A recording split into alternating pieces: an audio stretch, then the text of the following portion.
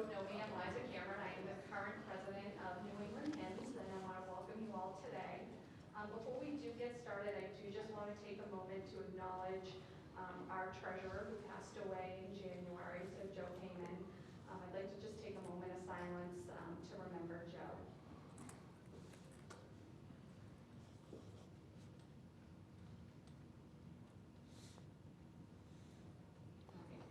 Sorry to start on such a sad note this morning, but thank you, everyone. So it's hard to believe it's actually been 2 years since our last annual in-person conference. Seeing people this morning and not having seen them in 2 years is kind of crazy. It's great to see everyone's faces here. So I want to thank you all for being here today. And I truly want to thank our sponsors for their continued support. Without them, we can't put programs on like this. We are going to be taking breaks throughout the day today, so I encourage you all to visit with our sponsors out in the hallways. They have some great raffle prizes, so make sure you enter your name for those raffles. We will be doing the drawing during our reception immediately following the event today, and you do need to be present to win. So again, visit with our sponsors, enter your names into those drawings. Just a couple other logistical things. So we do have 2 tracks running today. So after our opening keynote this morning, we will be dividing the room. So if you are interested in the clinical track, that'll be towards that side of the room, and the technical track will be this side. You can move between tracks throughout the day. You're not limited to just one, but just so folks are aware on what side is what track. So the past 2 years have been really challenging, to say the least. But honestly, it's really given us a great opportunity to rethink about how we do things. Here at New England Himss over the years, we've always said to ourselves, oh, we should do more webinars. Right now, we're probably saying we should do less webinars. But it was something that we just never did. And this really has given us the opportunity to take a look at how we do things and work to see what's the best way in the future to do things. And that's really what today's theme is about. It's about the progression of the IT health ecosystem and how do we progress and how do we move forward, given what the challenges have been over the past 2 years. We've tried things, they've worked, they've not worked. It's trial and error, and we'll continue to do trial and error, but we're hoping to make great progress and continue to move forward as time goes on. One of the things too that we really recognize is with the pandemic, it shed a lot of light on the healthcare inequalities. So we had an effort this year to create a diversity, equity, and inclusion task force. It was something we wanted to address from New England Himss. We wanted to bring forward meaningful programs, we wanted to bring forward thought leadership, and really focus on diversity, equity, inclusion, and how do we leverage our own personal experiences to bring forward programs that are meaningful to people. So again, we created this task force this year, and you'll see a lot of our presentations today are focused around that diversity, equity, inclusion, including our opening keynote this morning. So with that, I want to introduce up to the stage our chair and the brainchild of our diversity, equity, inclusion task force, Monique Chilowitz, if I pronounced that correctly, sorry Monique, to introduce our opening keynote. So again, welcome Monique, and thank you everyone for being here today.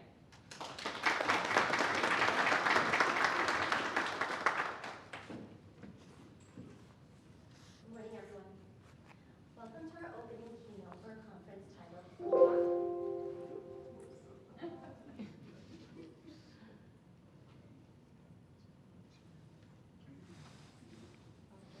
We can fix it after Monique. Go back to technical difficulties.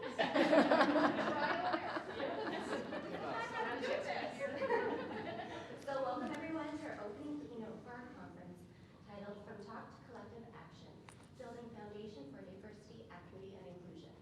Our panel discussion will be moderated today by Ronelle, Stinson, Senior Clinical Decision Support Application Coordinator at Mass General Brigham. The panel will be comprised of Dr. Ellana Stinson, President of New England Medical Association, Arvind, Kumar, Digital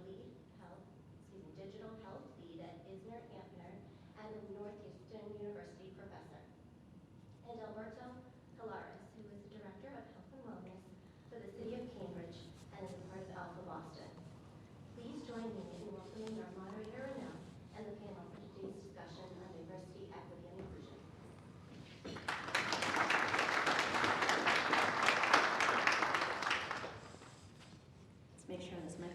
everyone hear me well? Okay. If I start to get really loud, just send me a signal. So thank you both to Liza and Malik for getting us off to just a wonderful start here. This is truly an exciting opportunity, and I'm honored, honestly, to sort of be here to kick off our inaugural DE&I discussion. I think that this is super important work, and I love and praise the commitment that Himss is making, the New England Himss chapter specifically, is making to sort of advance us in this space and push us forward, and have some of these sort of, what might sometimes be challenging conversations. And so I'm hoping that today our discussion will sort of fortify and solidify why these conversations are so important. And I guess I just wanted to start off with a thought. So, before we sort of jump in, and I know we're always sort of quick to talk about actions and what it is we can do and things that we've done and things like that, I just want to reflect for a moment. And I think that throughout the presentation, I challenge you all and encourage you all to sort of reflect and listen for the possibility of something new. So don't go into this sort of with your preconceived notions, thinking that we already know this, we've already heard this discussion. Just listen for something new. You might find that, most of us here in the room are lifelong learners. We've all committed ourselves and dedicated ourselves to advancing our respective spaces, and we have a commitment to sort of lifelong growth. And so with that, we know that knowledge has no end, and if you keep that in mind and hold that in your space, DE&I has no end.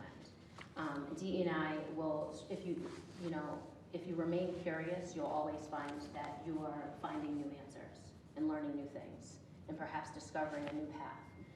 So I encourage you to sort of listen with that ear today as we have this conversation, which could start off sounding, I've already lived this.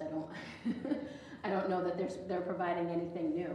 So part of equity, I also want to say, is knowing that not everyone in this room has experienced the same things. Not all of us have traveled the same path.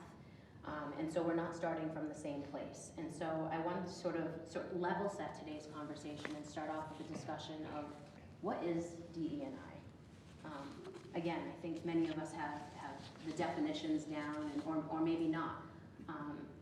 So thinking about that, and as we sort of build this foundation for diversity, and we're thinking, what is DE&I, or what isn't DE&I? Maybe that's also something that we should think about, the value in it, and what the business case might be, why we're talking about this here at a Himss conference, what does this mean in the context of informatics.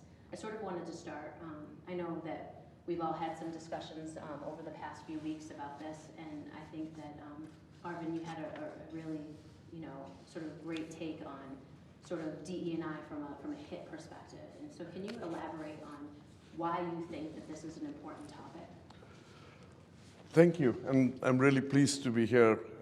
And like I said, or you said actually, we are all students of this whole process of understanding how do we make the world better, how do we make equity, and especially healthcare equity, much more applicable in our front lines and in our thinking.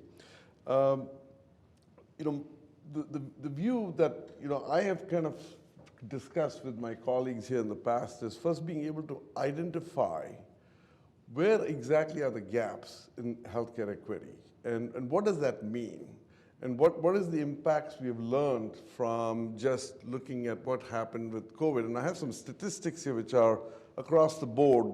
So 18.5% of the US population is Latinos, but 32.5% of the deaths related to COVID are in the Latino population. There's a disproportionate there. Maternal mortality is 3.3 times in black mothers as compared to white mothers. I mean, this is a statistic we all hear about, but how do we build awareness around it? Another interesting one is there are patient safety systems that document where there are events occurring that cause harm, that have issues from a care gap perspective. What's interesting is only 3% of patient demographics are actually captured in those patient safety systems. So you miss the entire equation of understanding where you may have disparities in the way you're treating your patient population.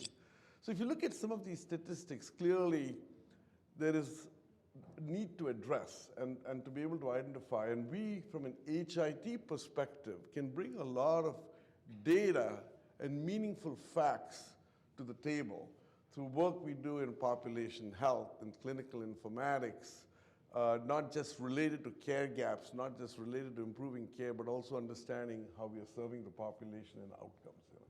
So I think that's an important aspect. Yeah.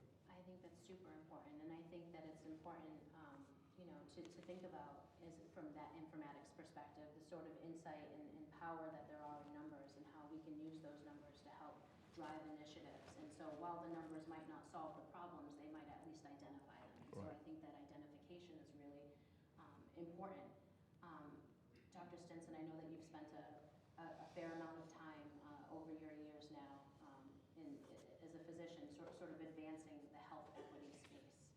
Why have you spent so much time here? Why is this important to you? And I know this is a very loaded question, but take it wherever your heart sort of takes you. So I think, and it's interesting because I feel like I've dedicated a career to this before it was like a thing. Yes. Because I and people in these underserved communities have always seen these issues. So it's almost like for years we've been banging on a drum and no one's listening. So it was actually a blessing in disguise how COVID kind of unveiled a lot of these things and brought it to everyone's attention front and center. And then George Floyd happened, and it really highlighted the underbelly of a lot of what was happening just across, just society-wise, but more specifically because COVID was happening, what was happening within the healthcare system. So, these disparities are not new. They've been around for forever. And some can argue that they may be worsening. So my intentions for what I do and why I do it is to really change a system or change parts of a system. And I think the work around the DEI is really aiding the work that others are also doing now and being able to amplify their voices in a way that we haven't been able to do before. So a lot of it is personal, but a lot of it is really related to the work that I do in the emergency room and the things that I see, and just having that empathy and that compassion and wanting to see changes to make sure that things are equal for everyone. I guess sort of staying on this same topic of, in the context of COVID-19, sort of the advancement of health equity, as you just said, sort of was shined a light upon, it became more mission critical. As the awareness of these inequities and disparities came about and things heightened, what was your experience in on the front lines, in the emergency department, with your work over, maybe speaking about the Reggie Lewis Center, why that was needed and how that came about? So what we saw at the beginning was a lot of misinformation. And this misinformation really drove how people were going about their day-to-day activities throughout the pandemic. And as the numbers and data started coming out, people started to see how drastically different these numbers were. From a hospital standpoint, I'm not sure we really did anything because we were so water over our heads, like we were just drowning. Yeah. So we were just really taking care of everyone that we could, as equitable as possible with the resources that we were given and the knowledge that we had. But as the vaccine started to roll out, we did start to see differences in where the resources were going, what communities were actually having access to testing. And we saw that in the Boston communities, Roxbury, Dorchester, Mattapan, Hyde Park, they really struggled to get access to testing at the early stages, which probably did contribute some to why these communities were being more impacted. They didn't know they had COVID because they couldn't get access to testing. So number one. And then number two, when we started to roll out the vaccine, we noted that access to vaccines was extremely challenging. The first mass vaccine site that was set up was in Foxborough. So people who are in the city don't have access to transportation. It's really challenging to get out to that area of Massachusetts. So of course those people had a delay in getting access to vaccine. So then we finally stood up the mass vaccine site in Roxbury at the Reggie Lewis Athletic Center, where I was able to serve as medical director. And then it's interesting because there's just compounding issues on compounding issues. So challenges with how people had access to even technology, internet services, to even register for the vaccine. So there were so many different hurdles that we had to overcome, and rolling out programs where we were actually in, like, walking in the streets, handing out tickets to make sure people could get vaccines was a way that we had to figure out how can we get people appointments to get in to get these vaccines. So by then, the misinformation is running rampant, and people were afraid of the vaccine. So there were so many different programs and tactics that we had to use to bring people in these underserved communities who primarily were disenfranchised throughout this whole process, to make sure they had access, to make sure they could get to the vaccine, and then make sure they had the correct information. So in addition to that, you know, the mistrust, serving as president of New England Medical Association, being able to partner with other community organizations around food programming, and then bringing Black physicians into this space to administer the vaccine so that these communities actually felt comfortable, like, oh wow, okay, people that look like me, people that share my experiences and understand my fears really alleviated some of that hesitancy as well. So it's been a long, bumpy road of like shifting and changing and figuring out how to reach communities that were not getting access and information. Thank you for that. I also want to thank you for your tenacity during what I know was a very difficult time, and I'm sure, you know, those challenges, while made us stronger, were taxing in their time, and I appreciate all that you've done for these communities. So what I'm hearing here is that there's sort of a digital divide. I'm hearing that there are sort of gaps in knowledge, as you know, Arvind pointed out, which, you know, leads me to thinking about data integrity and how are we doing, you know, pulse check, each of us in our respective spaces. Are we collecting the data that we need? Are we collecting it in a clean way? You know, why is that data important? You know, again, mission critical. This is, you know, I know even at Mass General, Brigham, we were, you know, really struggling at first to try and figure out who are the communities in need and how do we identify these communities and what do we have? We have this amazing database. What can we do to pull some real content out of that database and drive, you know, drive our efforts and put our resources in the right place? I'm also hearing that, you know, going back to sort of that definition of what is, you know, diversity, equity, and inclusion, I'm hearing that in order for us to help folks in these disenfranchised spaces, we need to meet them halfway. We need to meet them where they are. We can't always expect people to go out of their safe zone, their comfort zone, especially during a time of what was sort of panic for so many people.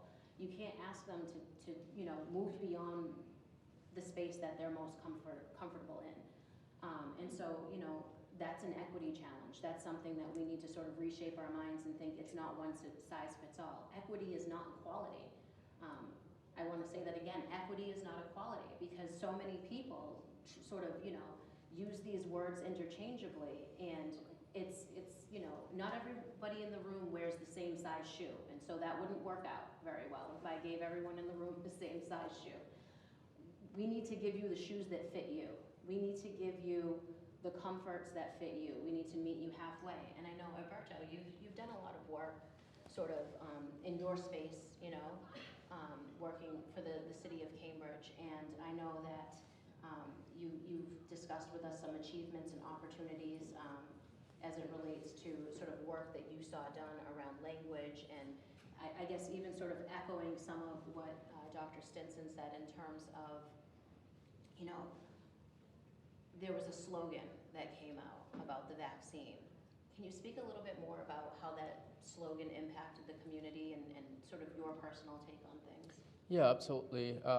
Thank you everyone for having me this morning. From the Latino point of view community, it was really challenging. We think like we have access to technology and then we have to register, you know, people, but we didn't think about our senior who were the most vulnerable in this situation, that they can't even, you know, have a phone or do an online registration. How do we get those people over the phone, right? And how do we get translation services if their language is not English or they don't understand that? So it was really interesting when Governor Baker at first, you know, came up with this catchy slogan saying like, trust the fact, get the facts. If you translate that into this Hispanic and Latino community, that didn't make any sense. For us, we had to relate more to our grandparents, our senior people who oftentimes they live with us, right? And how do we save their lives? So we have to change that narrative and make it to connect more with the Latino community, especially in Chelsea, East Boston, and Everett, right? So we live in New England where we have this world-class hospital and healthcare resources, but we still have those gaps, like why they were not getting the vaccine, why they were not registering. So we have to change that, and we have to make it because you're saving your grandma's life. That's basically what we say in Spanish. And we immediately saw that the rates were going up. Even in Cambridge, which is such a wealthy city, the Hispanic community, our Portuguese community that we have there, we have to partner with religious leaders that they can relate, to that, voice and that representation, and being okay and accepting the message of we need to vaccinate the community so we can remain strong. So I think sometimes we're in a space like digitalization and technology is the best option, but sometimes we have the simple just like a phone call option, which is better for some other communities that are not that tech savvy. So from a Latino point of view, it was really interesting to see those changes and how we have to partner with local media and outlets such as El Mundo and El Planeta to have that message out. It was the way Charlie Baker at the very beginning was, envisioning this. So it's really interesting how you have to, like you were saying, when we think about DE&I, that equity portion is just giving the access, and resources what people need. It's not like it's one, shoe that fits for all. Right. I think it's interesting that you bring up the point of, technology. Again, it sort of relates back to that digital divide. And we were, I think, initially thinking we need to get everyone, I remember we had this initiative, we need to get everyone an iPad.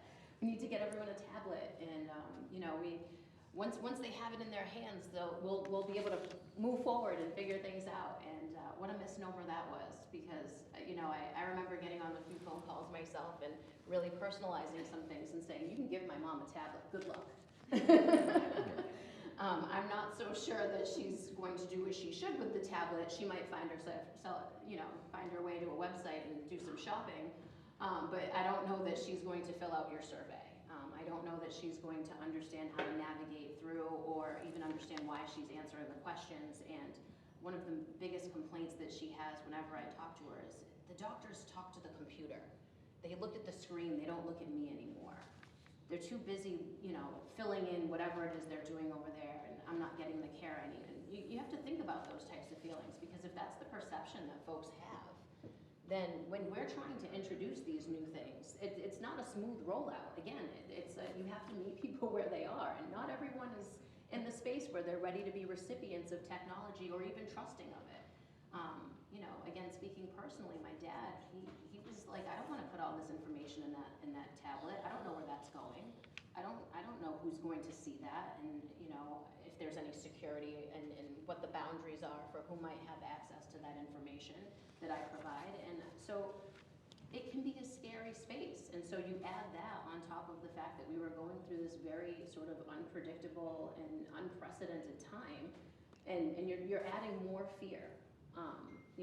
And it's compounding. And so I think that, And I'll add on to that. It's like one thing that it highlighted, and then we also started to move more to telemedicine as well, but it highlighted that not everyone has internet. Not everyone has access to broadband. Like, there's inequities even on that side of it. Like, and this is in Massachusetts, where we are thought to have everything, but there are communities that do not have access to internet, and not everyone has access to a smartphone or a tablet. Exactly. So if they do have or access to internet, what devices do they have? So there's all these different levels of disparities within this whole chain of technology as well that we sometimes don't think about.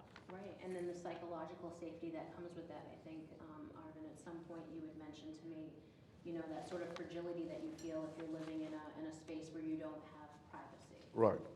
Right. So I think if you build on all these points, there is a lot of ways you can address and try to be proactive once you identify where you have obvious gaps. So like this morning, My wife is a nurse at Boston Children's. I was telling her I'm going out to have this conversation on a panel. She said, the first thing that I would bring up is there are not enough translators. We can't get to educate parents who take their children home from the hospital. There's a huge gap. I said, okay, you made a point, but what do you do about it? So what do you do from a technology perspective to bring forth, knowing that there are those gaps, to close those gaps? I think, and that is really part of the struggle with DEI, especially when you look at it from a healthcare equity perspective. How do you measure it? How do you identify it? How do you surveil it? But once you do that, then how do you address it? Some of it is behavior, training, education, acceptance from a perspective where you may not have had that level of exposure. So it becomes very complex, and then you have to kind of break it apart into parts where you can solve for certain problems. I was in northern Philadelphia at a Comcast meeting where they basically hardwired, or I would say they basically provided internet access or Wi-Fi access to the entire community, but they still couldn't draw people in to the community centers or participate in their healthcare remotely. So every problem has to be dealt with, I think, from a pure, I come at it from a pure data measurement perspective, a surveillance perspective, and then you look for solutions. I love that. So I'm feeling like we're coming sort of full circle in some of our conversation here, right? So we talked about sort of like with that ability to pivot, with the ability to sort of meet people in the community where they are and have that cultural consideration. It sounds like, we're starting to discuss almost ways that we're moving, that we could move the needle, right? Maybe we're not doing it yet, maybe we are doing some of it, but I mean, there's still work to be done no matter, how we slice it here. But we're talking about how we can sort of move the needle. And that needle is only moved with diverse thought, right? So giving some pause to the fact that, we need people to identify the gaps in the data, but we also need people to identify the people and the cultural considerations.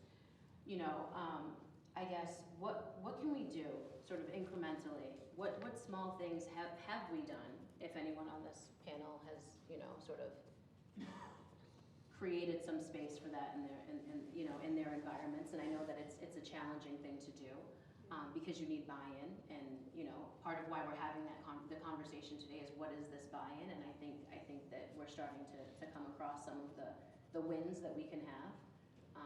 But what are we doing to sort of move the needle in this space, or what can we do? And I guess we'll start with you, Dr. Stinson. Yeah, so I think it's a loaded question again. Yep. But I think one thing that came out of the work that I did during the pandemic is how larger organizations really found themselves in a stuck, right? Like they didn't know how to reach communities.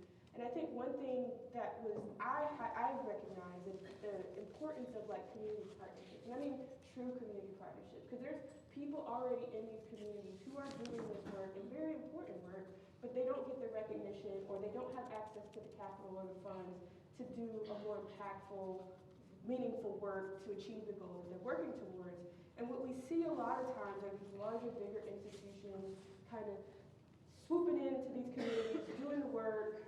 They're not trusted because they're not familiar to those communities. And we saw opportunities during the pandemic to really build trusting community partnerships where those already known, stable organizations became the face of the work. They became funded and were able to do the work to really make the impact that was needed. So I think, as you mentioned, diversity of thought, making sure that you're not coming in and overhauling work that's already being done, but making sure you're bringing the right people to the table and making sure you're partnering with the organizations that may be instrumental in those communities. As you mentioned, religious organizations, which there was a lot of that during the pandemic. And also just within your own organization, being mindful who's helping guide the conversations, and being intentional about the hires, and being intentional about comfortable with being okay with not knowing certain things, you know, and being okay asking for more information and help around certain topics, I think is going to be instrumental to really driving change and making sure that you have that diversity. Because I think one thing we're leaving off the table with if we don't have that diverse thought is true growth and change. Absolutely. So it's interesting, I just want to interject and say that there was a quote that I came across, and I'm sure we've all heard it before, but I think it's worthwhile to sort of repeat it here because it sort of reflects exactly what we're speaking about. It's an Einstein quote, so I apologize for being a little cheesy, but it was, we can't solve problems by using the same kind of thinking we used when we created them. I think that really makes sense here. That's why we need diverse thought. We can't have the same players in the room trying to solve the problem that they created. And not to place all the blame on they, right? And I don't know who they are at this point, but it's just a matter of, in order for us to change things, we really need to start to incorporate, just thought from different spaces, different experiences, and at different levels. It's not always sort of leadership that needs to lead. If you pass the baton down and you give somebody else that opportunity, you might find that they can actually succeed just as well. And so it's having a seat at the table, and having sort of an openness to and allowing your ideas to be challenged. And I know that you've been doing some work in your space, developing a program. Do you want to talk a little about? Yeah, absolutely.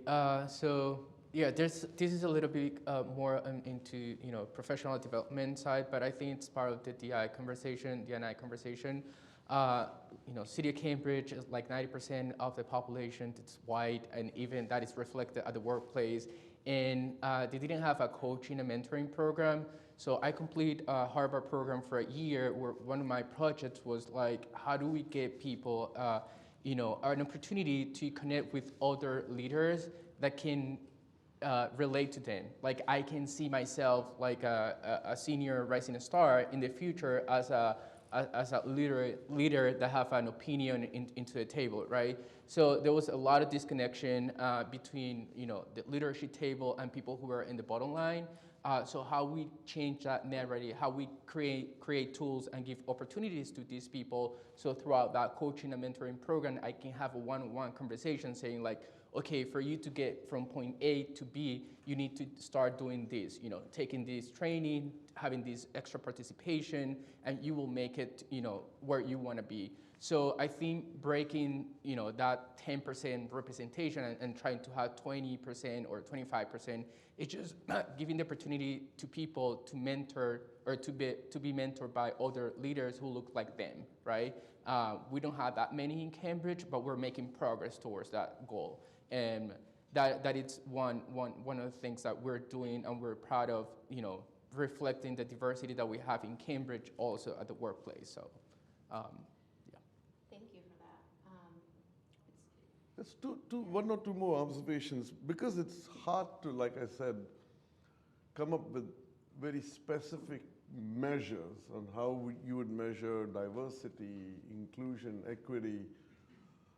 If there was a way for payers to get involved, just kind of thinking out of the box, and said, you are taking care of your community, and you're able to demonstrate, this goes back to the measurement part, maybe it's through outcomes, maybe it's through some stratification, that you've got, healthcare equity very well provisioned from a care perspective, and we will give you an incentive for that. I think that would be one way to kind of move the dial faster. Now, is it doable? Is it measurable? There are experts who I think would be able to comment on that and would be able to unpack that. The other very basic piece is in building trust. If you look at how you recruit your healthcare workers and how you recruit who is in the front line and who is running these organizations, they should reflect the community you're serving. And that's not just for healthcare, it's across the world for business too. As there's more globalization coming in, you need to be able to reflect the markets you're serving. It's the same concept. And when you bring that down to care, you're definitely going to build trust. Like you said, you had to bring in more of the physicians from the community that represent the community to overcome some of the misinformation that got translated through the process and the crisis. So I think these are a couple of things, one could hone in on. And I'd love to hear, from the audience if somebody has ideas and thoughts on what they've experienced, or, we'd like to open that up a little bit, Absolutely. So DE&I isn't a spectator sport, and I know we're all sort of watching us here on stage, but we all have experiences here in the audience, and so I think it's a good time to just pause and invite you guys into the conversation. So does anyone, you can pick on anything that we've spoken about here thus far, or if there's something that you want to share that you did that you think is a success, I would love to hear from you. I'm just going to hold the microphone and pass it around. Oh, I thought you had a comment, Mike. And then I'll also say, we'll bring it back, and then we'll, if we have to cut off for a few minutes, we'll make sure that we come back to everyone in the end, because we do want to keep this conversation going. Yes. Can you hear me? So I'll make a comment, and that is that I love living in Massachusetts because I have so many friends from different countries, ethnicities, and so on. And I love having exposure to all these cultures. I have a friend Arvind, you were talking about interpreters. Okay. I guess I'm a loudspeaker. Yeah. Sorry, I'll start again. So I was just saying, I love being in Massachusetts because I have so many friends from different cultures. And Arvind was talking about medical interpreters.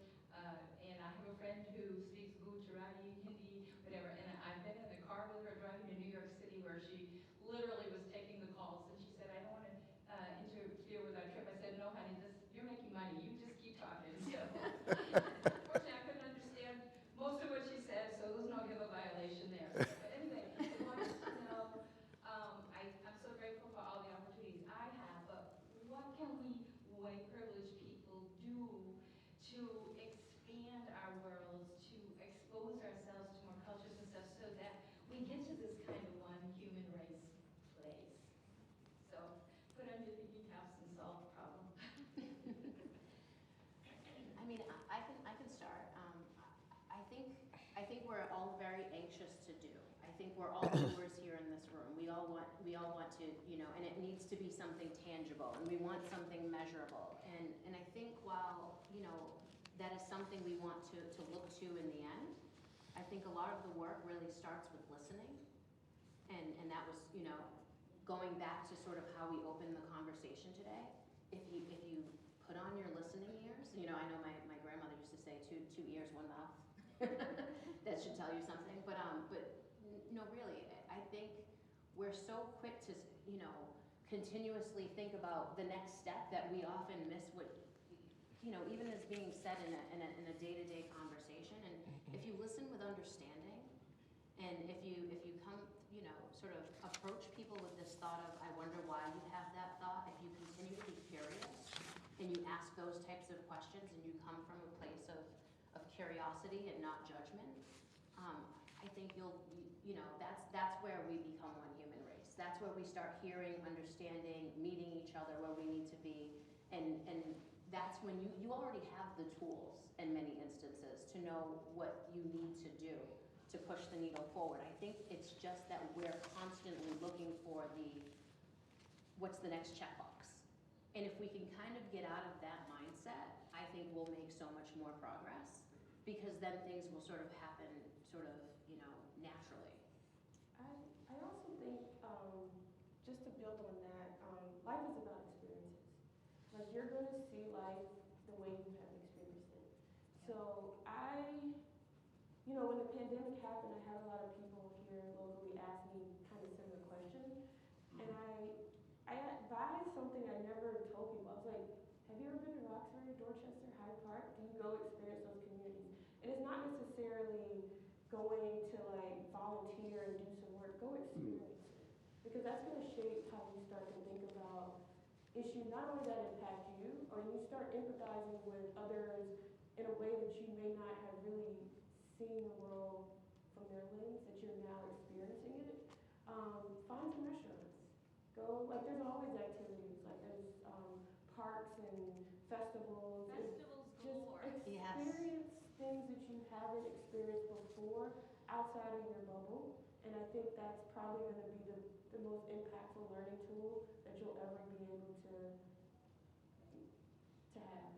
Yeah. Immersion, for sure. And then also know that you're not going to change the experiences that somebody's already had. So, but you can help them with new ones, right? So somebody might have had a negative experience, and you're not going to change that, but you can help mold them and guide them down a different path. And I guess something that I want to share to what I'm thinking as I'm saying that is, you know, I also volunteered to go out and vaccinate during the pandemic. I did too. Right? Many of us. Scary times, but you know, I made my way into the nursing homes. I found myself up and down the Cape, vaccinating folks in spaces where nobody wanted to go. And I was ready for it. Because I thought about what these, you know, what these families, what these folks were feeling like. And as I did that, I had an experience where I had a win. Okay, I'll start off with the win. And the win was, there was a Portuguese-speaking gentleman, and you know, this is where we talk about culture and language, and you know, it's sort of it all continues to sort of, you know, come full circle. Many people had entered that facility and offered this man a vaccine, and he, yelling and screaming and threw things at them and kicked them out of the room. And he said, absolutely not, curse words, I mean, the whole bit. And I was paired up with another white female, also a pharmacist, also of the same age, also of the same sort of background experience in terms of education, but different backgrounds just in life, right? So speaking to Dr. Stinson's point of, we lived a different life to that point. We have commonalities, but there are differences. And she went into the room, and he cursed her out. And she left, and she was in tears, and I felt bad, you know. And then I went into the room, and they said, no, he's had enough for today. He immediately, I mean, and it's that same you know, sort of guttural reaction of like, he saw himself in me. He saw someone of his past. He saw someone he felt like he could trust, and he allowed me to vaccinate him. And I mean, that was months of, you know, just tyranny that he had said, you know. But then also there was, you know, I had the same loss on the other side. There was, you know, an older white woman where I walked into the room and she said, I don't want you, just outright. I want her in the hallway. And I said, that's fine. I just want you to be safe. I take no offense to that. I just came in here because I want you to be here for your family. And so this is why we're doing this. And I allowed her to take the lead. It's about knowing that I didn't need to change their minds. I just needed to work with what they felt. Yeah, I do have another experience to share with the audience, and I think a double action that we can also have right after we're done with the conference. The first experience, you know, relates to building that trust in the physical space and the clinical, because as we grow up, we see our primary care physician for so many, you know, years, and like you were saying, there's that empathy that you build with that person that looks like you, and then if you change that, it's really like turning people's life around, right? So that trust is really important. So I think, you know, having diverse group of translators and physician, it's an opportunity for them to bring those resources to the table. The other actionable item that I would say is like, I'm pretty sure some of you are managers, hired directors, or had some type of decision making in your organization. Next time you have like an interview with someone, bring someone and that have a diverse background and look around the table that you have. And if you all look like the same, you're not making progress to the conversation. You're basically repeating the same thing. So next time, even bring someone who's not like a leader or a senior professional, bring someone who can be like, you know, an admin assistant or someone who is, you know, in the day-to-day operations, because those people, they have a lot of intuition and they bring a lot of conversation that you're missing into that, you know, interview. So next time I challenge you to look around the table and see who are sitting there, who are making those decisions.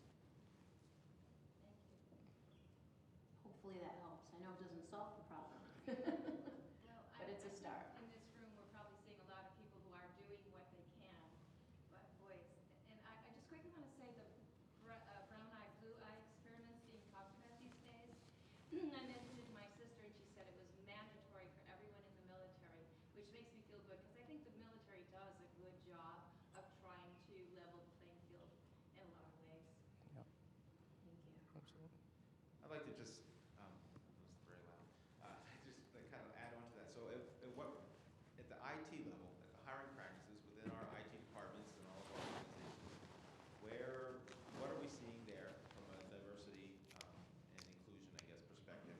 When you look at the leadership level within most healthcare organizations, you're seeing, at least in my opinion, or my view, you see a lot of white people at the top and a lot of brown people towards the bottom of the organizations, right, doing the manual jobs.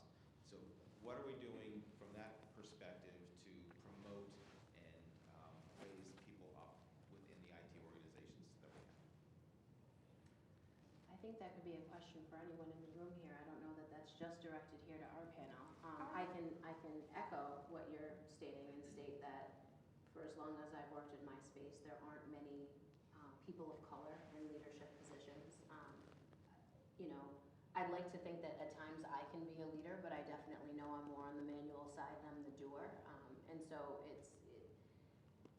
I think it's going to take some time for folks to sort of break some of these barriers. I think there's a lot of subconscious bias that happens in an interview where when you feel like you relate to a person or you have a shared experience or you went to the same college or you have the same, just something, fill in the blank, but you have the same something, and we shy away from differences. And I think part of that is out of fear. And what we're here to do and what this committee, what Monique put this committee forth to do is to have these hard conversations, to allow us to reflect on ourselves and say, why do I fear that? What do you do when you have fear? We have fear because we don't have knowledge about something. So again, it's getting back to that, let's be curious, let's ask more questions, and maybe you'll find that you actually, while you don't have anything in common, that you actually enjoy this person for their differences.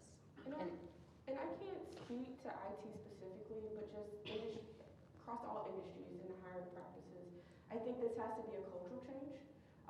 The top leadership has to be intentional about who they're hiring. And I know specifically within healthcare, we're seeing changes around hiring criteria. So I know a lot of job descriptions are taking off some of the educational requirements, just so that they can get a broader range of like applicants, you know.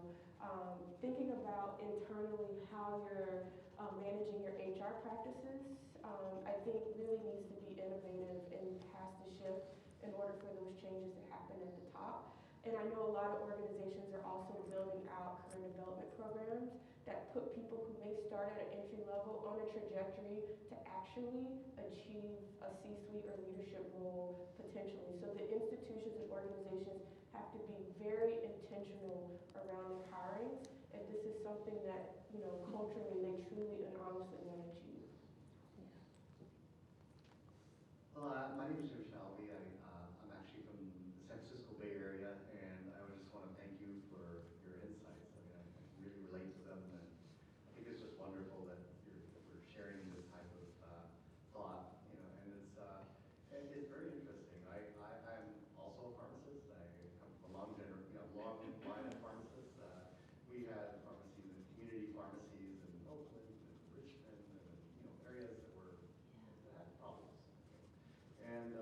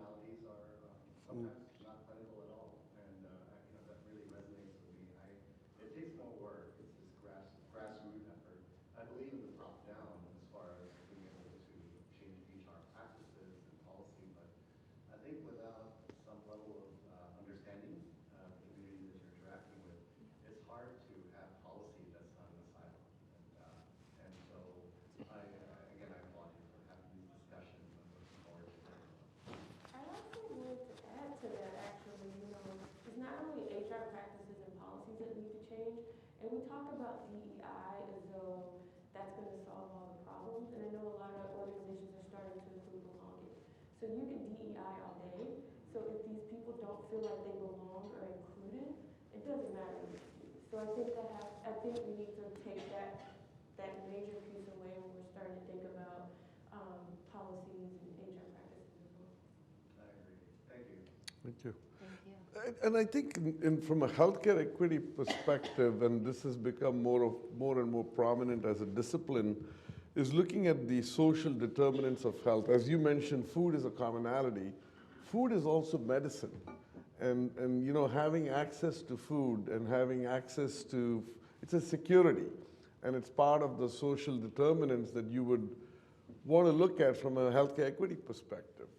And I think that's why those parameters that have been laid out, you know, whether it's what is the employment status, the income, what neighborhood you're coming from, you know, do you have transportation, you know, do you have public transportation available, language and literacy we talked about, and you know, the community safety, you know, do you live in a well-integrated neighborhood, or is there a lot of trauma and violence, you know? These factors also play in how you would look at serving your community, I think, you know. So I think these are important aspects, and they all kind of tie together in a very complex and yet convoluted manner, and then you have to solve problems depending on what you're faced with. I go back to identifying through data and trying to solve for them. So I guess we're coming to the end. I want to be mindful of time of the program. Right? Okay. Oh, sorry. Come on over. I apologize. Don't apologize. I apologize. Go ahead. Yeah, so my name's Richie, like Richie with a W, or now he, him, his. I live in Vermont. I come from a grassroots background, but I'm a data engineer with health data and government data. And I have a comment and a question. So a comment, Vermont was, I don't know other states, but I think it was the only state to do vaccine clinics specifically for the BIPOC population. And I was one of the few people at the helm of that, specifically for Southern Vermont.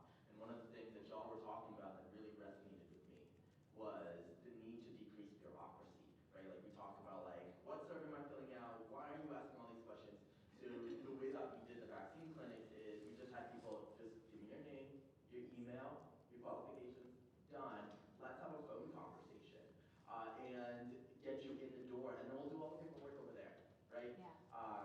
And thinking about the ways that I interacted with different communities and that the different communities were showing up. For example, folks who identified as Asian American, they were like, am I BIPOC? Like, is that a thing? Or so, and we thought, well, like, let's talk about the census. Let's talk about the Chinese immigration law, right? And through that, build relationships and help sort of folks make their own decision about what kind of access they were needing and wanting.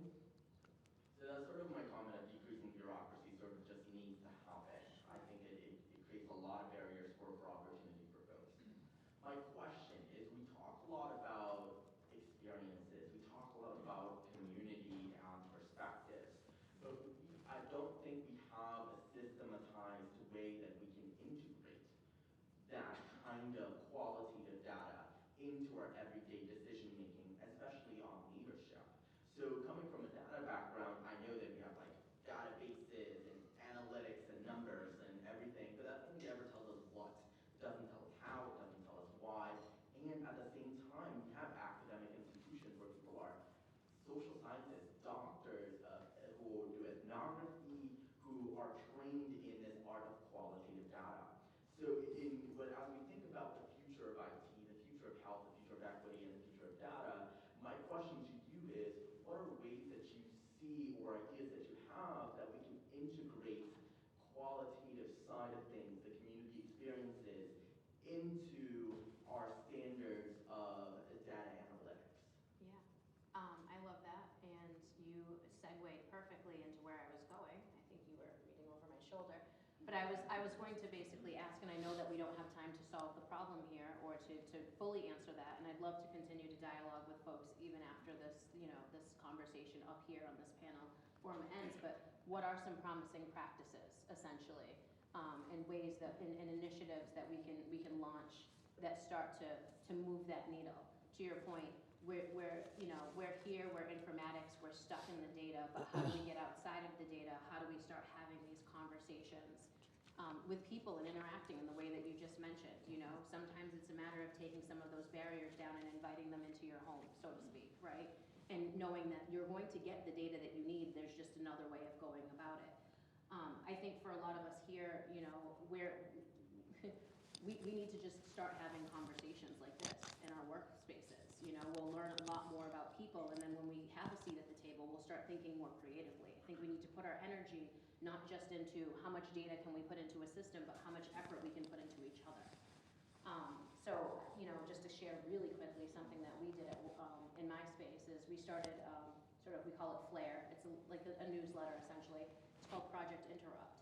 And there's a small core group of us from a number of different teams that are all working together to create this, what we hope is to be an ongoing conversation with people, because folks don't know where to start. So we're giving you a starting point. For example, you don't know what Juneteenth is? Let's talk about Juneteenth. You don't know what, Asian and Pacific Islander Month is all about, and you don't know what we're basically trying to, each month we dedicate ourselves to a particular theme, and we try to place as many topical conversations and appeal to as many senses as possible, meaning it's not just written, but there's also, we mentioned music, we mentioned food, we know that some people like podcasts, we know that some people learn through story and allegory, we know that some people really just like data and facts. We try to put all of that in there, and at the end we pose a few of the same types of questions so it becomes standard. With maybe one wild card each month, but we put these questions in and we challenge everyone in our spaces, our respective spaces, to take a time during the week and have a 30-minute conversation about this. And anyone can bring anything to the table, and start with these questions if you don't have a starting point, and start with these topics if you don't have a starting point. That way it doesn't feel so overwhelming, because this is a space where we can all sit up here, we're not experts. We don't have all of the answers, and that's why we wanted to open this up and dialogue with you. So that's sort of my take on the incrementalism. It doesn't necessarily need to start in the data, it can start with the people. Thank you. And I think we might be at time. I think I'm 2 minutes over, I apologize. Thank you. Thank you.